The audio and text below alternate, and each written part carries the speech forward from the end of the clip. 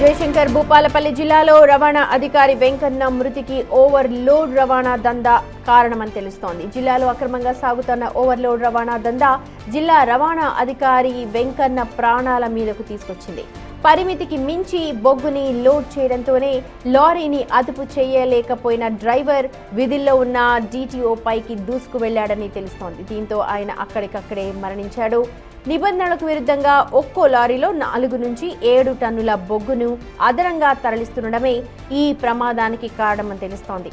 Singareni, AMR, Genco సంస్థలకు చెందిన కొందరు అధికారులు ట్రాన్స్పోర్ట్ కాంట్రాక్టర్లతో కుమ్మక్కై ఇలా దందాకు తెరలేపినట్టుగా ఆరోపణలైతే వినిపిస్తూ ఉన్నాయి. ఈ అక్రమ బొగ్గు రవాణాకు సంబంధించిన పక్క ఆధారాలు ఇప్పుడు బిగ్ టీవీ వద్ద ఉన్నాయి.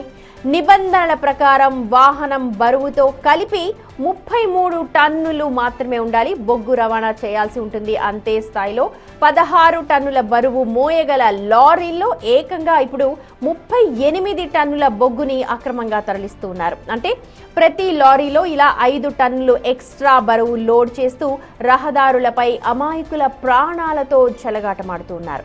కాసుల కక్కుర్తితో అధికారులు, కాంట్రాక్టర్లు కలిసి చేస్తోన్న ఈ నల్లటి దందాలో ఒక అధికారి బలి తీసుకోవడం ఇప్పుడు స్థానికంగా తీవ్ర కలకలం రేపుతోంది.